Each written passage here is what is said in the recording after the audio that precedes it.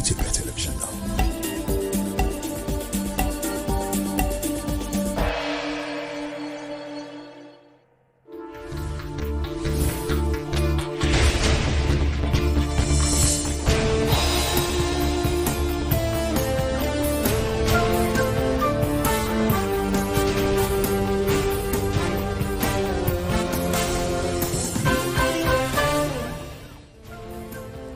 እንዴት አምሽታችኋል የተወዳችሁ ተመልካቾቻችን የኢትዮጵያ ቴሌቪዥን እየተከታተላችሁ ትገኛላችሁ ከምሽቱ 12 ሰዓት ሆኗል የታህሳስ 28 2018 ዓ.ም የዕለተ ማክሰኞ የቲቪ ዜና 57 በቀጥታ ወደ እናንተ በምዕራፍ 3 ተከፋፍሎ ሊደርስ ጅማሮን አድርጓል ሮዛ መኮንን ዜናዎቹን የመራው አብራችሁ ቆያለሁ ከኛ ጋር ቆዩ ግብዣችን ነው አብሬት ጉዳዮቹን እንገራችሁ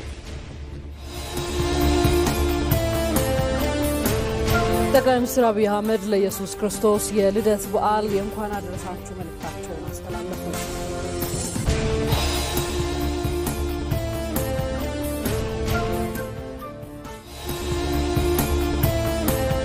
የኢየሱስ ክርስቶስ ልደት የእርቅና የፍቅር መሰረት በመሆኑ ክርስቲያን ምዕመኑን በዕለት ተዕለት ሕይወቱ ሊተረጉሙ ይገባል ሲሉ የሃይማኖት አባቶች አሳሰቡ።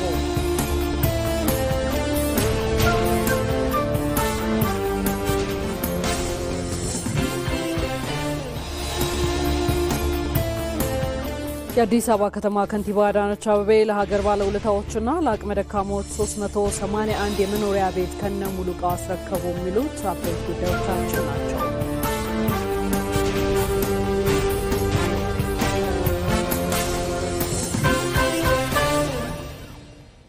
የተወደዳችሁ የቲቪ ዜና 57ን እየተከታተላችሁ አብራችሁን ዝለቁ።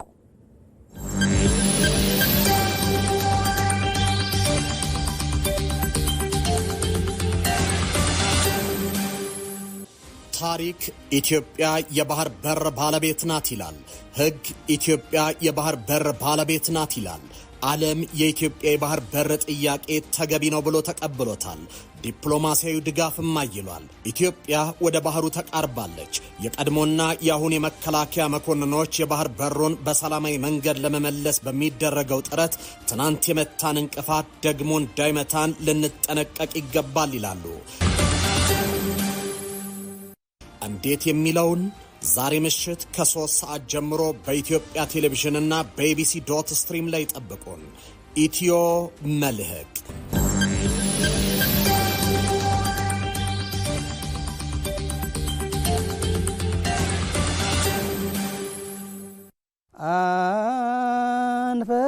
አንፈራ ጾሰባ ሰገል የሰው ልጆች እንዴት እንደገና ወደ እግዚአብሔር ሊመለሱና ህብረት ሊያደርጉ ይችላሉ የሚለውን እግዚአብሔር መልስ የሰጠው ይመጣል አዳኝ ይመጣና አማኑኤል የሆነው ያድናቸዋል።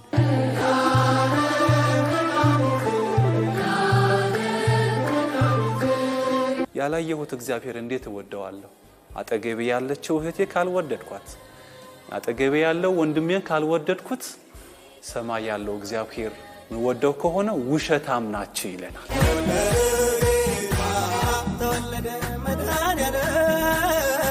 እሱ በእግዚአብሔር መልክ ሲኖር ሳለ እግዚአብሔርነትን እንደመቀማት ሳይቆጥር የባሪያን መልክ ይዞ መጣ።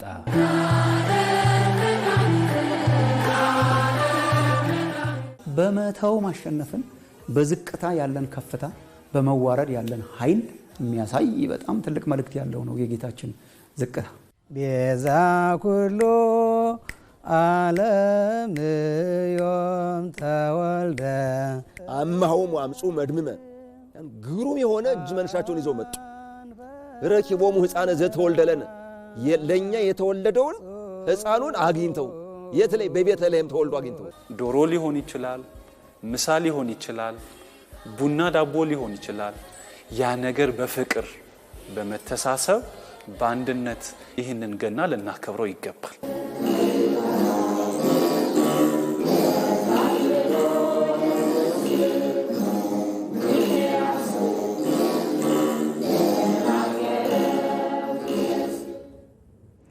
የተወደዳችሁ በነገው ዕለት ከሚከበረው የኢየሱስ ክርስቶስ የልደት በዓል ጋር ወደ ተገናኙ ዘገባዎች እናልፋለን።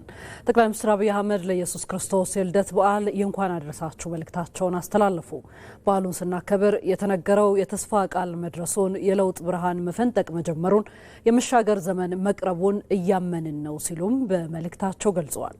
ሙሉ መልእክቱን ሰለሞን ኃይለ ኢየሱስ ያቀርበዋል። እንኳን ለኢየሱስ ክርስቶስ የልደት በዓል አደረሳችሁ።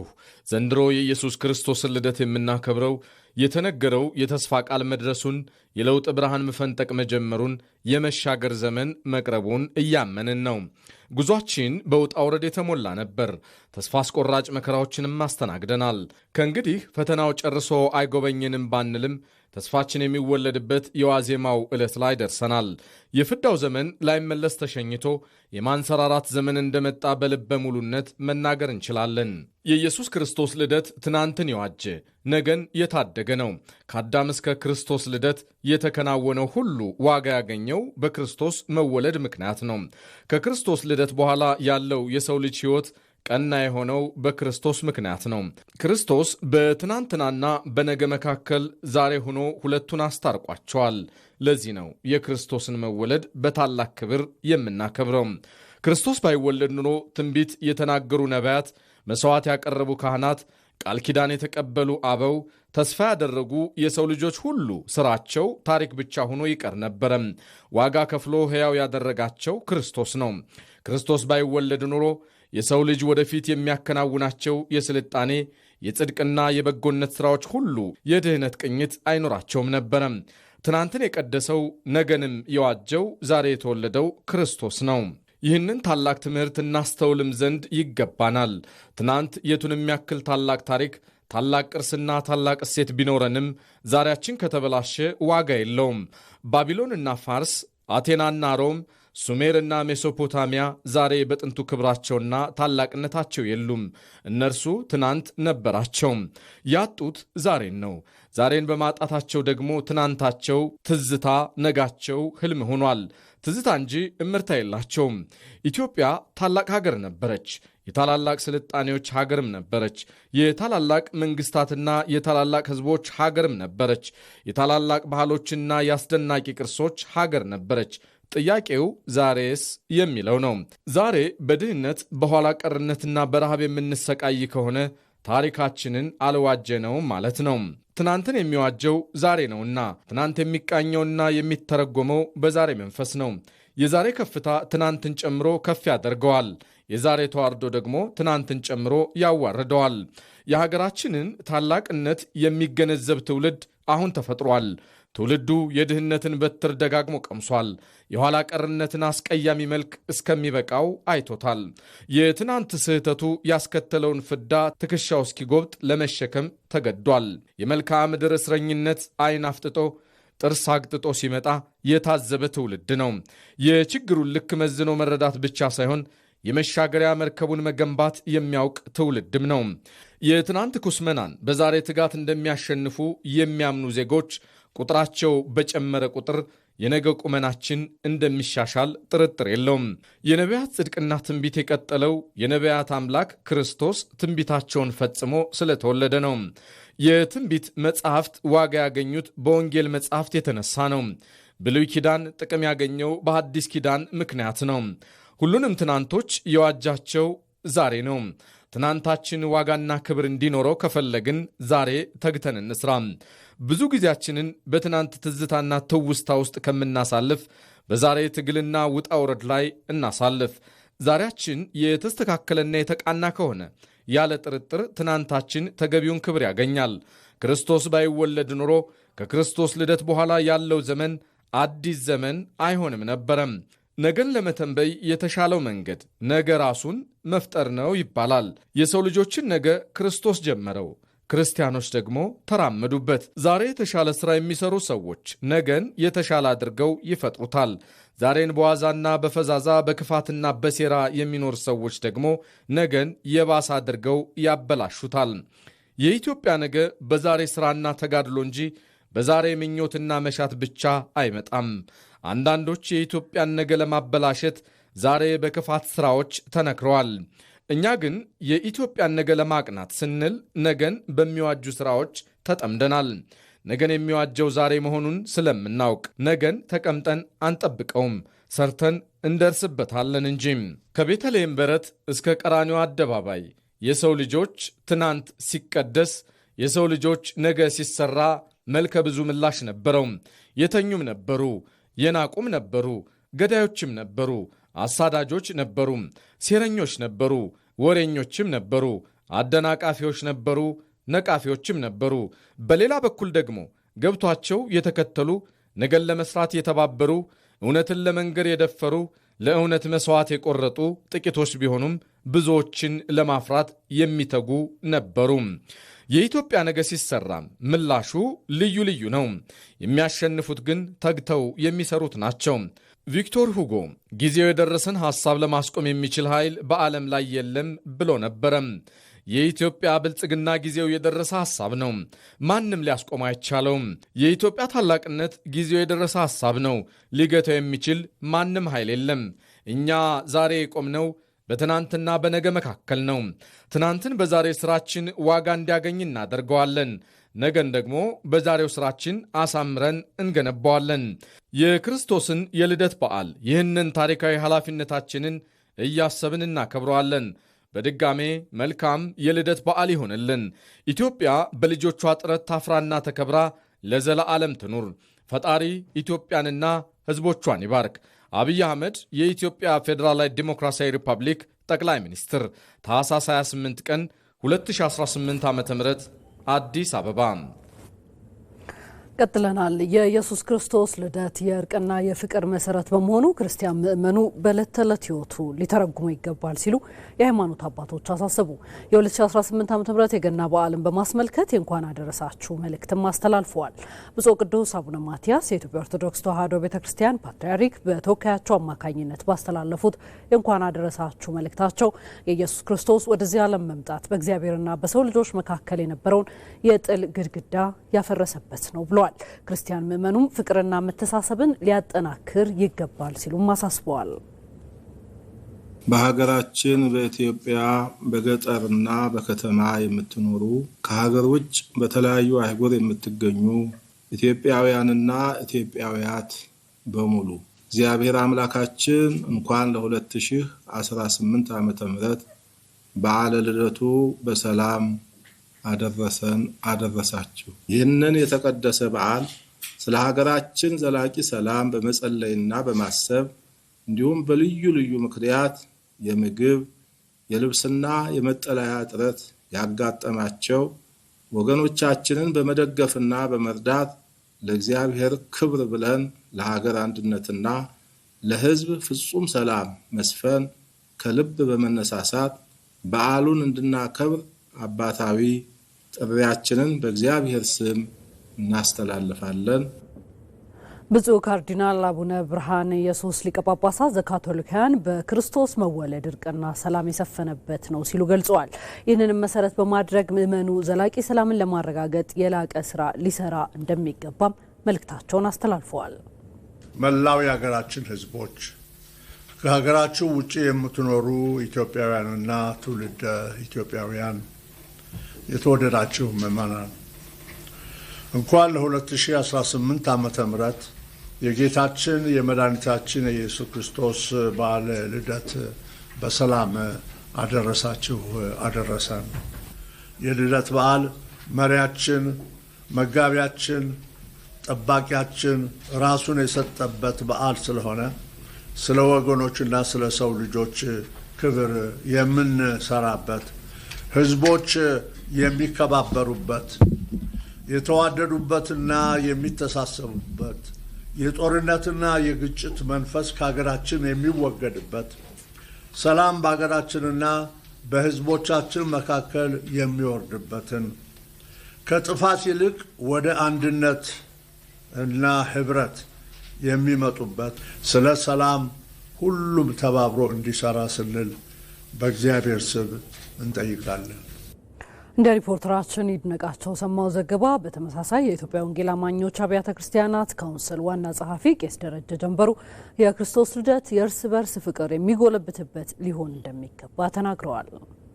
ከሁሉ አስቀድሜ በሀገራችን በኢትዮጵያና በተለያዩ ሀገራት ለምትኖሩ ኢትዮጵያውያን እንዲሁም ትውልደ ኢትዮጵያውያን እንኳን ለ2018 ዓመተ ምህረት የጌታችንና የመድኃኒታችን የኢየሱስ ክርስቶስ የልደት በዓል በሰላምና በጤና ደረሳችሁ። እንግዲህ እግዚአብሔር አንድያ ልጁን በመላክና የኃጢአታችንን ዋጋ በመስቀል ላይ እንዲከፍል በማድረግ ከራሱ ጋር እንዳስታረቀን ሁሉ እኛም ለሌሎች ከእግዚአብሔር ጋር ታረቁ ብለን ስለ ክርስቶስ ፍቅርና ምሕረት እንድንመሰክር ታዘናል። ስለሆነም ሰው ሁሉ ከአምላኩ ከራሱና ከእርስ በርሱ ጋር ይታረቅ ዘንድ ያላንዳች መሰልቸት ወንጌልን ማስተማር፣ መምከር ግድ ይለናል። የታረቀ ሕዝብ ከእድገት ወደ ላቀ እድገት ከመሸጋገር የሚያግደው ነገር ስለሌለ ልዩነቶችን በእርቅ በመፍታት ዘላቂ ሰላም ለማስፈን እንተጋ ዘንድ የዘወትር መልእክታችን ነው። ኢቲቪ ዜና 57 ላይ ናችሁ። ዘገባዎቻችን ቀጥለዋል። የአዲስ አበባ ከተማ ከንቲባ አዳነች አቤቤ ለሀገር ባለውለታዎችና አቅመ ደካሞች 381 የመኖሪያ ቤት ከነሙሉ ዕቃው አስረከቡ። ከንቲባዋ በቤት ማስተላለፍ መርሃ ግብሩ አዲስ አበባን እንደ ስሟ የማስዋብ የልማት ስራ ነዋሪዎችን ህይወትም እየቀየረ ነው ብለዋል። ይመራደም ያኔ በጣሊያን ወረራ ወቅት ስለ ሀገሩ ነጻነት ሲል በብዙ ጽናት ታግሎ እስከ ሮማ አደባባይ የሀገሩን ሰንደቅ ያውለበለበው የኢትዮጵያ የቁርጥ ቀን ልጇ ነው ኮሎኔል አብዲሳ አጋ። ይሁንና ግን ያን የመሰለ የሀገር ባለውለታ ብሔራዊ ጀግና ቤተሰቡና ልጆቹ የመኖሪያ ቤት ሳያገኙ ተበትነው በኪራይ ቤት ለመኖር መገደዳቸውን ልጁ ኤልያስ አብዲሳ አጋ ይናገራል። ቤት ክራይ ተከራይቼ ነበረ ምኖረው እና በክራይ ነው ብዙ ያሳለፍኩት። አሁን ላይ ግን የአዲስ አበባ ከተማ ከንቲባ አዳነች አቤቤ የገና በዓልን ምክንያት በማድረግ ለሀገር ባለውለታዎችና አቅመ ደካሞች የመኖሪያ ቤት ሲያስረክቡ የጀግናው ኮሎኔል አብዲሳ አጋ ልጅ ኤልያስ አብዲሳ የቤት ተጠቃሚ መሆን ችሏል።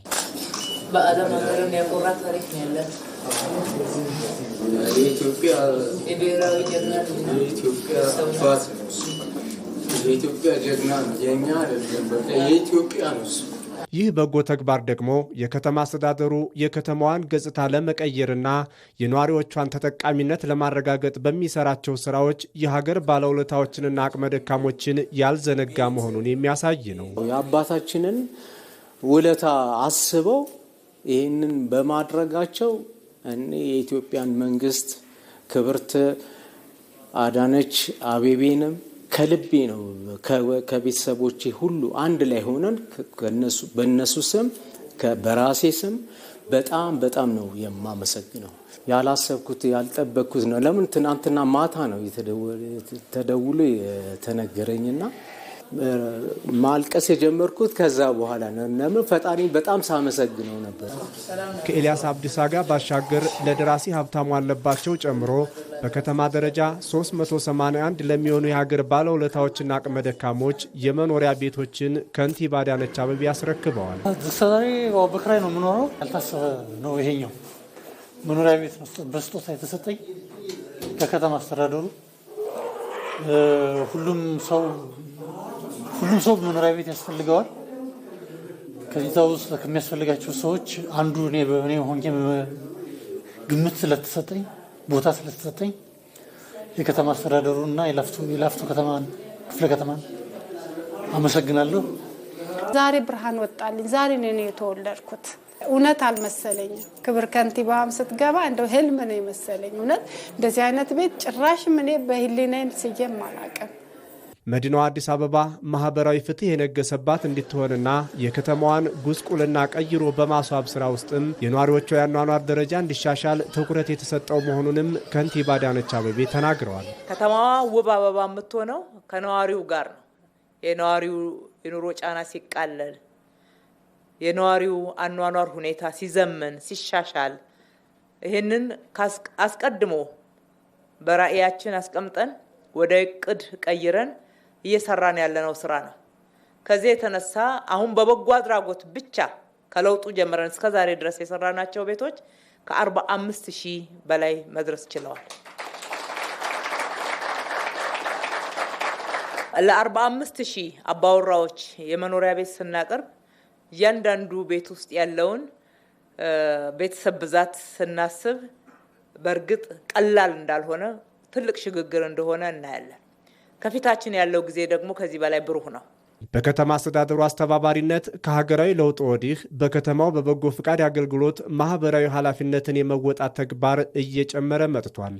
ብዙዎች መተባበርን ባህል እያደረጉ የመጡበት ማህበራዊ ኃላፊነት መወጣት የአንድ ጊዜ ብቻ ሳይሆን በቀጣይነት በየአመቱ ካገኙት ትርፍ ከሚሰሩት ስራ በየአካባቢያቸው ኢንቨስት ሲያደርጉ ለራሳቸው የተሻለ ነገር ሰርተው ትርፍ ማግኘት ብቻ ሳይሆን የዜጎቻቸው ህይወት ትሩፋት እንዲያገኝበት የማድረግ አካባቢያቸው እንዲያምር እንዲጸዳ ለነዋሪዎች ለህፃናት ምቹ እንዲሆን የማድረግ ኃላፊነትን ጭምር እንዲወስዱ አስተባብረናል። ብዙዎች ተባብረዋል። በተለያዩ አማራጮች በከተማው የመኖሪያ ቤት አቅርቦትን የመጨመር ስራ አሁንም የከተማ አስተዳደሩ የትኩረት አቅጣጫም ሆኖ ተጠናክሮ ቀጥሏል። ኢቲቪ ዜና 57 ላይ ናችሁ። የህዝብ ተወካዮች ምክር ቤት በ8ኛ መደበኛ ስብሰባው የኢትዮጵያን መገናኛ ብዙሃን ባለስልጣን ዋና ዳይሬክተር ሹመትን አጽድቋል። በዚህ መሰረት ምክር ቤቱ ሃይማኖት ዘለቀ የኢትዮጵያ መገናኛ ብዙሃን ባለስልጣን ዋና ዳይሬክተር ተደርገው እንዲሾሙ የቀረበውን የውሳኔ ሀሳብ መርምሮ በሙሉ ድምጽ አጽድቋል። ዋና ዳይሬክተሯም የተጣለባቸውን ኃላፊነት በአግባቡ ለመወጣት ቃለ መሐላ ፈጽመዋል። በሌላ በኩል የፌዴራል ከፍተኛ ፍርድ ቤት እጩ ዳኞች ሹመትን ለማጽደቅ በቀረበው የውሳኔ ሀሳብ ምክር ቤቱ ሰፊ ውይይት አድርጓል። በውይይቱ ለቀረቡ ሀሳብና አስተያየቶች ምላሽና ማብራሪያ ከተሰጠባቸው በኋላ 34 የፌዴራል ከፍተኛ ፍርድ ቤት እጩ ዳኞች ሹመት የውሳኔ ሀሳብ ቁጥር 4/2018 ሆኖ በአንድ ድምጽ ታቅቦ በአብላጫ ድምጽ ጸድቋል። ዳኞቹም ቃለ መሐላ ላይ የፈጸሙ ሲሆን የፍትህ ስርዓቱን ለማዘመንና ቀልጣፋ አገልግሎት በዘርፉ ለማቅረብ የሚደረገውን ሪፎርም ለማሳለጥ እገዛ እንደሚኖራቸውም ተገልጿል። ዘገባው የሪፖርተራችን መሐመድ ራህመቶ ነው።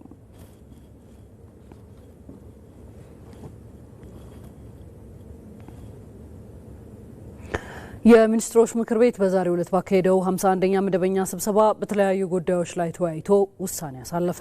በቅድሚያ ምክር ቤቱ የተወያየው የማዳበሪያ ምርት ፍቃድና የፖታሽ ማዕድን ምርት ፍቃድ ረቂቅ ስምምነቶች ላይ ነው።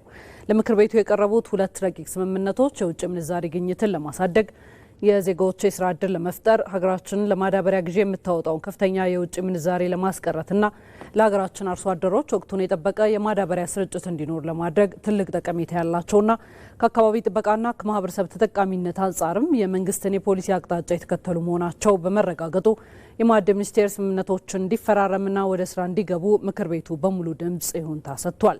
በመቀጠልም የቤት ልማት ረቂቅ ፖሊሲ ምክር ቤቱ የተወያየበት ሌላው አጀንዳ ነው። ባለፉት ዓመታት በቂ የቤት አቅርቦት እንዲኖር የተደረጉ ጥረቶች ቢኖሩም አሁንም የቤት አቅርቦትና ፍላጎት የተመጣጠነ አይደለም። በመሆኑም በከተማና በገጠር ለሚኖሩ ለሁሉም ዜጎች አቅምን ያገናዘበ ተደራሽና በቂ የመኖሪያ ቤት አቅርቦት በዘላቂነት ማረጋገጥ የሚያስችል የፖሊሲና የሕግ ማዕቀፍ መዘርጋት አስፈላጊ ሆኖ በመገኘቱ ፖሊሲው ተዘጋጅቶ ቀርቧል። ምክር ቤቱም በፖሊሲው ላይ በሰፊው ከተወያየ በኋላ ግብዓቶችን በማካተት በምክር ቤቱ ከጸደቀበት ቀን ጀምሮ ተግባራዊ እንዲደረግ በሙሉ ድምጽ ወስኗል። ከዚያም ምክር ቤቱ የተወያየው ከኮሪያ ኤክስፖርት ኢምፖርት ባንክ ጋር በተደረገው የፋይናንስ ድጋፍ ስምምነት ላይ ነው። የብድር ስምምነቱ ለሕክምና መሳሪያዎች አቅርቦት ፕሮጀክት ምዕራፍ 2 ማስፈጸሚያ የሚውል 30 ሚሊዮን የአሜሪካ ዶላር የሚያስገኝ ሲሆን የሕክምና መሳሪያዎችን ችግር የሚፈታ ዝቅተኛ ወለድ 0.01 በመቶ የሚከፈልበትና የ15 ዓመት የችሮታ ጊዜን ጨምሮ በ40 ዓመት ተከፍሎ የሚጠናቀቅ ነው። ምክር ቤቱም ብድሩ ከሀገራችን የብድር አስተዳደር ፖሊሲ ጋር የሚጣጣም መሆኑን በማረጋገጥ ወደ ተወካዮች ምክር ቤት እንዲተላለፍ በሙሉ ድምጽ ወስኗል። ሌላው ምክር ቤቱ የተወያየው የኢሚግሬሽን ዜግነት አገልግሎት ለሚሰጣቸው የተለያዩ አገልግሎቶች የሚከፈል የአገልግሎት ክፍያን ለመወሰን በወጣ ደንብ ላይ ነው። ተቋሙ ለተገልጋዮች ጥራትና ታማኝነት ያላቸው አገልግሎቶች ለመስጠት የሚያወጣቸው ቀጥተኛና ቀጥተኛ ያልሆኑ ወጪዎች የአገልግሎቱ ቀጥተኛ ተጠቃሚ ከሆኑት ማህበረሰብ ክፍሎች ጋር በተመጣጣኝ ክፍያ በማስከፈል እንዲሸፈኑ ለማድረግ እንዲያስችለው ረቂቅ ደንብ ተዘጋጅቶ ለምክር ቤቱ ቀርቧል። ምክር ቤቱም በጉዳዩ ላይ በሰፊው ከተወያየበት በኋላ ደንቡ በፌዴራል ነጋሪት ጋዜጣ ታትሞ ከወጣበት ቀን ጀምሮ ተግባራዊ እንዲደረግ በሙሉ ድምጽ ወስኗል። እንዲሁም የህብረት ስራ ማህበራት ማሻሻያ አዋጅ ምክር ቤቱ የተወያየበት ሌላኛው አጀንዳ ነው። በስራ ላይ ያለው የህብረት ስራ ማህበራት አዋጅ ቁጥር 985/2009 ሀገራዊ ለውጡን ተከትሎ ከተቀመጡ አቅጣጫዎች ጋር የተጣጣመ እንዲሆን ለማድረግ አዋጁን ማሻሻል አስፈላጊ ሆኖ በመገኘቱ የማሻሻያ አዋጁ ተዘጋጅቶ ቀርቧል። ምክር ቤቱም በማሻሻያ አዋጁ ላይ በሰፊው ከተወያየ በኋላ ወደ ህዝብ ተወካዮች ምክር ቤት እንዲተላለፍ በሙሉ ድምጽ ወስኗል። በማስከተልም የኢትዮጵያ አቪዬሽን ሴኩሪቲ አዋጅን ለማሻሻል በወጣው አዋጅ ላይ ምክር ቤቱ ተወያይቷል። በአየር ትራንስፖርት ደህንነት፣ አስተማማኝነትና ቅልጥፍና ላይ የሚስተዋሉ የደህንነት ስጋቶችን በብቃት ለመከላከል የሚያስችል አሰራር ለመተግበር የአቪዬሽን አዋጅ ቁጥር 432/1997 ማሻሻል አስፈላጊ ሆኖ በመገኘቱ ማሻሻያ አዋጁ ተዘጋጅቶ ቀርቧል። ምክር ቤቱም በማሻሻያ አዋጁ ላይ በሰፊው ከተወያየ በኋላ ወደ ህዝብ ተወካዮች ምክር ቤት እንዲተላለፍ በሙሉ ድምጽ ወስኗል። በመቀጠልም ምክር ቤቱ የተወያየው በሁለት ደንቦች ላይ ነው። የመጀመሪያው የሞሰብ አገልግሎትን ለማቋቋም የወጣ ደንብ ተገልጋዮች የመንግስት አገልግሎት ለማግኘት የሚያባክኑትን ጊዜ፣ ወጪና ጉልበት በመቆጠብ የተገልጋይ እርካታን የሚጨምር የአንድ ማዕከል አገልግሎት አሰጣጥ ለመተግበር እንዲያስችል የቀረበ ሲሆን ሁለተኛው የኢትዮጵያ ብቃትና ስራ አመራር ኢንስቲትዩት አደረጃጀት ስልጣንና ተግባርን ለመወሰን የወጣው ደንብ በተቋሙ በአዋጅ የተሰጠውን ተግባርና ኃላፊነት ለመወጣት እንዲያስችለው ተዘጋጅቶ የቀረበ ነው። ምክር ቤቱም በሁለቱ ደንቦች ላይ በሰፊው ከተወያየ በኋላ በፌዴራል ነጋሪት ጋዜጣ ታትመው ከወጡበት ቀን ጀምሮ ተግባራዊ እንዲደረጉ በሙሉ ድምጽ ወስኗል። ከዚያም ምክር ቤቱ የተወያየው መቀጠል የሁሉን አቀፍ ተደራሽነት ፈንድ የገቢ መጠን ምንጭና አስተዳደርን ለመወሰን በወጣ ደንብ ላይ ነው። ደንቡ በኢትዮጵያ ኮሚኒኬሽን አገልግሎት አዋጅ ቁጥር 1148/2011 አንቀጽ 49 ንዑስ አንቀጽ 3 መሰረት የተቋቋመው የኮሚኒኬሽን አገልግሎት ሁሉን አቀፍ ተደራሽነት ፈንድ የገቢ መጠንና ምንጭ እንዲሁም ፈንዱ ስለሚተዳደርበት ሁኔታ ለመወሰን ተዘጋጅቶ የቀረበ ነው። ምክር ቤቱም በደንቡ ላይ በሰፊው ከተወያየ በኋላ በፌዴራል ነጋሪት ጋዜጣ ታትሞ ከወጣበት ቀን ጀምሮ ተግባራዊ እንዲደረግ በሙሉ ድምጽ ወስኗል። በመቀጠል ምክር ቤቱ የተወያየው በኢትዮጵያ ፌዴራላዊ ዲሞክራሲያዊ ሪፐብሊክ የስፖርት ፖሊሲ ላይ ነው።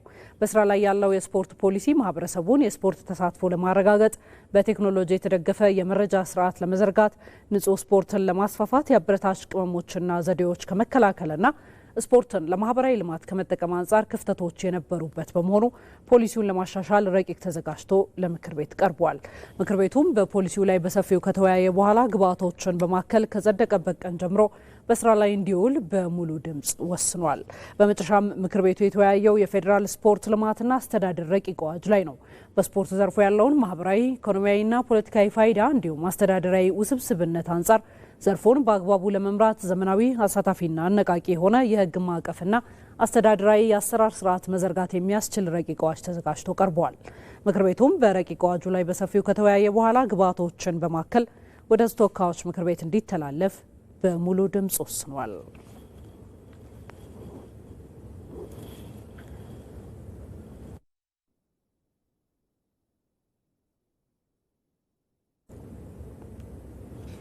ኢቲቪ ዜና 57ን እየተከታተላችሁ ትገኛላችሁ። ዘገባዎቻችን ቀጥለዋል። ጠቅላይ ሚኒስትር አብይ አህመድ ለኢትዮጵያ የሚበጅ ሀሳብ ለማፍለቅ ከምሁራን ጋር መመካከር እንደሚያስፈልግ ተናገሩ።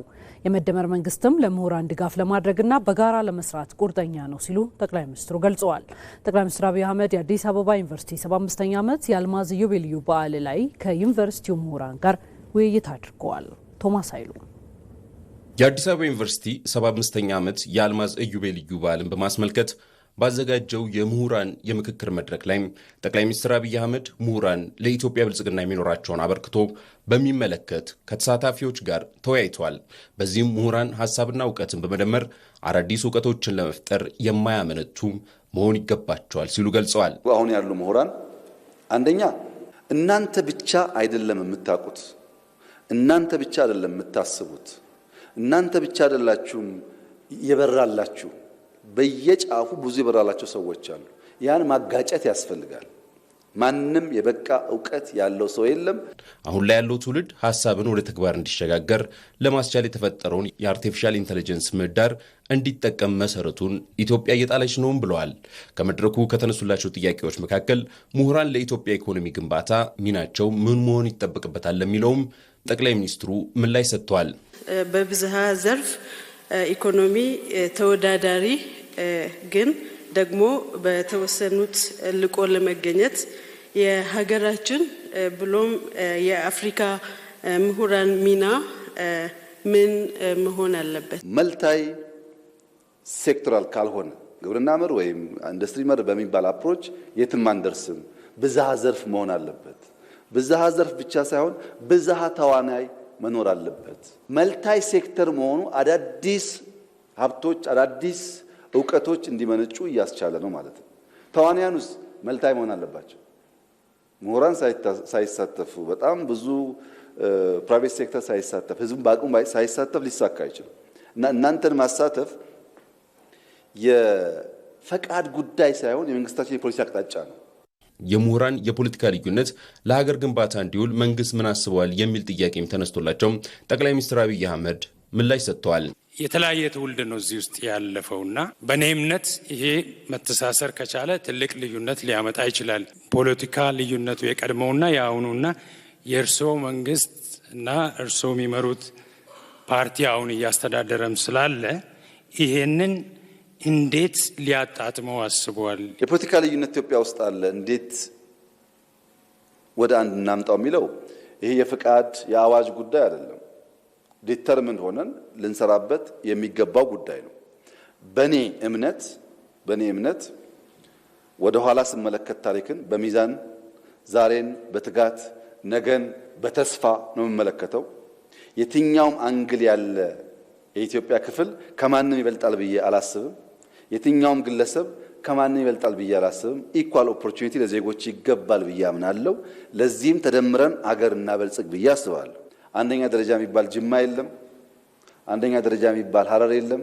አንደኛ ደረጃ የሚባል አድዋ የለም። አንደኛ ደረጃ የሚባል ጎንደር የለም። አንደኛ ደረጃ የሚባል ኢትዮጵያ ነው ያለው። ምሁራን ሀሳብ ላይ በመወያየት ለሀገር ገንቢና ውጤታማ ለመሆን መስራት ላይ ትኩረት ማድረግ ይገባቸዋል የሚሉ ሀሳቦችም ከመድረኩ ተነስተዋል። የምግብ ዋስትናን ለማረጋገጥ የሚያስችል ጥናት ያጠና ሰው መንግስት ቢሮ ከርችሞብኛል አልሰማኝም ሊል የሚችልበት እድል አለ ብያለም ነው። ጉዳዩ ራሱን መሸጥ የሚችልበት ነገር መፍጠር መቻል አለብን። የምግብ ዋስትናውን የማያረጋግጥ የምግብ ዋስትና ሳይንቲስት በአንድ ወይም በሌላ መንገድ የመንግስት ስልጣን ብትሰጠውም ያንን ፐርፔቹዌት ሊያደርግ ነው የሚችለው። ማለት አሪፍ ስራዎችን አደንቃለሁ። አሪፍ ስራዎች የሰሩ ሰዎችንም በትክክል ሪኮግናይዝ ማድረግ እንዳለብን ይገባኛል። ግን ዩኒቨርሲቲዎች ራሳቸውን ማውጣት መቻል አለባቸው። ራሳቸውን መሸጥ መቻል አለባቸው። ዩኒቨርሲቲዎች ከማንም በላይ ኢኒሼቲቭ መውሰድ ያለባቸው ይመስለኛል። አዲስ አበባ ዩኒቨርሲቲ 75ኛ ዓመቱን ሲያከብር በትክክል መስራት ሪፍሌክት ማድረግ ያለበት የዚህ ሀገር ትራንስፎርሜሽን አካል ለመሆን የመንግስት ፍቃድ አይደለም መጠየቅ ያለበት፣ ተጋፍቶ ነው መግባት ያለበት። በየዩኒቨርሲቲው እየሄድኩ በማረገው ውይይት አንድ በጣም የሚያስፈራኝ ነገር ይሄ ነው የሚባል ኢንቴሌክቹዋል ኢንቫይሮንመንት አለመኖሩ ነው። ይሄ የውይይት አዲስ ሀሳቦችን አንስቶ የመወያየት ባህል ፓርትሊ የሚመስለኝ ይሄ የገባንበት የጊዜው በየጊዜው ያሉ ኢሾች ከዛ አልፈን ሰፋ አድርገን እንዳናይና እንዳንወያይ አድርጎናል። ይሄ ደግሞ ከምሁራኖቻችን ልናገኝ የሚገባንን ጥቅም እንደ ሀገር እያጎደለብን ነው። ምሁር መጀመሪያ ከራሱ ጋር የሚነጋገር ነው አልኩ እንጂ መጨረሻ ላይ ኢንፍሉዌንስ የሚያደርግ ነው፣ የሚያስከትል ነው። ግቢዎቻችሁ ስራ ይፈልጋሉ። አይዲያዎቻችሁ መጥራት ይፈልጋሉ። ንግግር እዚሁ ጀምሩ። እዚሁ ኢትዮጵያ የጀመረችው የልማትና የብልጽግና ጉዞም ለማሳካት መሰል መድረኮች ከምሁራን ጋር ተጠናክሮ መቀጠል አለበትም ተብሏል። ከዚህ ጋር ተያይዘው ቀደም ሲል እንዳልናችሁ ጠቅላይ ሚኒስትር አብይ አህመድ የአዲስ አበባ ዩኒቨርሲቲ 75ኛ ዓመት የአልማዝ ኢዮቤልዩ በዓልን ምክንያት በማድረግ ከዩኒቨርሲቲው ምሁራን ጋር ተወያይተዋል። ታዲያ በውይይቱ በሀገር ኢኮኖሚያዊ፣ ፖለቲካዊና ማህበራዊ ጉዳዮች ላይ የምሁራን ሚና መጎልበት እንዳለበት የተነሱ ሀሳቦች ገዢና ሀገርን የሚያሻግሩ መሆናቸውን የዩኒቨርሲቲው ምሁራን ገልጸዋል። የምሁራኑን አስተያየት ተከታትለን እንመለስ። በእውነት በጣም ትልቅ ነገር ነው። ምክንያቱም ጠቅላይ ሚኒስትሩ እንግዲህ የኢትዮጵያ መሪ ናቸው። እንግዲህ የአገር መሪ ለዩኒቨርሲቲ የሰጠውን ትኩረት ያሳያል፣ ግዝፈቱንም ያሳያል። እንግዲህ ጠቅላይ ሚኒስትሩም የሰጡት አቅጣጫ የዓለምን ሂደት በተለይ ከአለው ቴክኖሎጂ ጋር ተያይዞ የዓለምን ሂደት የሚከተል ዩኒቨርሲቲ መሆን አለበት ነው። ምክንያቱም ምን ያህል በዓለም ፍጥነት አካሄድ በተለይ ካለው ከቴክኖሎጂ ከኤአይ ጋር ተያይዞ በፍጥነት መሄድ እንዳለብን፣ ወደ ውስጥ ራሳችንን ማየት እንዳለብን፣ ለአስተሳሰብ ራሳችን መመርመር እንዳለብን፣ ለአስተሳሰብም ግልጽ መሆን እንዳለብን፣ እንደዚሁም ተወዳዳሪ መሆን እንዳለብን አመራር የሰጡበት ሁኔታ። ጠቅላይ ሚኒስትሩ ከሰጡት መልእክት አንዱ የዚህ የንግግር የውይይት ባህል መዳበር ያለመኖር ወደ መጨረሻ ላይ አንስተው የነበረ ይሄ በጣም ምሁራኑ ማድረግ ያለባቸው ነገር ነው። ሁለተኛው ምሁራን በያሉበት ሁሉም ዩኒቨርሲቲ አዲስ አበባ ዩኒቨርሲቲ ብቻ ሳይሆን ሁሉም ዩኒቨርሲቲ ራሳቸውን መፈተሽ እንዳለባቸው በድሮ አስተሳሰብ በድሮ አመለካከት ታጥረን ምናልባት እንደው ያልተመለከትነው ነገር ህብረተሰባችንስ አውቀናል ወይ እንዲህ የሚለውን ያነሱት ነገር ደግሞ እንዲሁ የሚከነክን ነው። ሌሎቹ ያው በዚህ በአርቲፊሻል ኢንቴሊጀንሱ ኤአዩ ሰፊ ነው። ከጥያቄም የተነሳው ሰፊ ነው። እሳቸውም ያቀረቡት በጣም ሰፊ ነው። ይሄ ወደንም ጠላን ዓለም እየሄደ ያለበት መንገድ ስለሆነ በዚህ ረገድ ራሳችንን በዚህ ማዘጋጀት እንደሚኖርብንም መገንዘብ ይኖርብናል። በእውነቱ ጠቅላይ ሚኒስትሩ ይህንን በዓል ለማክበር ተወያይ ሆነው ያቀረቡትም ደግሞ አስተያየት በጣም ብዙ ነገር የሚያስተምር ነው። ያለፈውንም ያሁኑን ለወደፊትም የሚሆንን ለሀገሪቷ ጥቅም የሚሰጥ በትምህርት መስክ በቴክኖሎጂ ዓለም የደረሰችበት ለመድረስ እኛ መቅደም እንዳለብን መዘጋጀት እንዳለብን መፍራት እንደሌለብን እና ለዚህም ደግሞ ሚናቸው ከፍተኛ ትምህርት ተቋማት ዩኒቨርሲቲዎች እንደሆኑ የሚያሳይ ነው። የምሁራንን አስተዋጽኦ ያላቀፈ እድገት እንደማይኖር ደግሞ የምሁራን ደግሞ ተፈላጊነት በመንግስትም እያሳየን ነው በሚለው የገለጹልን ጥሩ ነው። ሁላችንንም አንድ የሚያደርገን አገራችን ናት። ሀገር አንድ ሀገር ነው ያለን። ስለዚህ ምሁርም የራሱ ሚና አለው። ሰውን በማሰልጠን መመራመር ብቻ ሳይሆን የተመራመረውም ነገር መሬት እንዲደርስ ለሚመለከተው ክፍል እንዲሄድ ከመንግስት ጋር የግድ መስራት ያስፈልጋልና ያደጉ ሀገሮችን ብናይ መንግስት፣ ህዝብ፣ ምሁራን፣ ሌሎችም የሲቪክ ሶሳይቲዎች አንድ ላይ ሲሰሩ ነው ለውጥ የሚመጣው እና ተቀራርበን መንግስትም አንድ እርምጃ ወደፊት መጥቶ ምሁራንም እንደዚሁ ሌሎችም የህብረተሰብ አካል አንድ ላይ ተገናኝተው በአንድ ሀገር አንድ አይነት አስተሳሰብ ይኖር አይደለም። የሀሳብ ልዩነት ሊኖር ይችላል። ግን በዛ ሀሳብ ልዩነት እሱን ይዞ አገራችንን በሚመለከት ግን አንድ መሆን ያለብን ይመስለኛል። ዜና 57 ነው የተከታተላችሁ ነው። በኢየሱስ ክርስቶስ መወለድ ሰላምን እንዳገኘን ሁሉ ከኢየሱስ ክርስቶስ ለሌሎች ሰላምን መስጠትን መማር ይኖርብናል ሲሉ የባህር ዳር ከተማ የኦርቶዶክስ እምነት ተከታዮች ተናገሩ። የእምነቱ ተከታዮች በዓሉን ድጋፍ የሚሹ ወገኖችን በማሰብና በመረዳዳት እንደሚያከብሩም ገልጸዋል።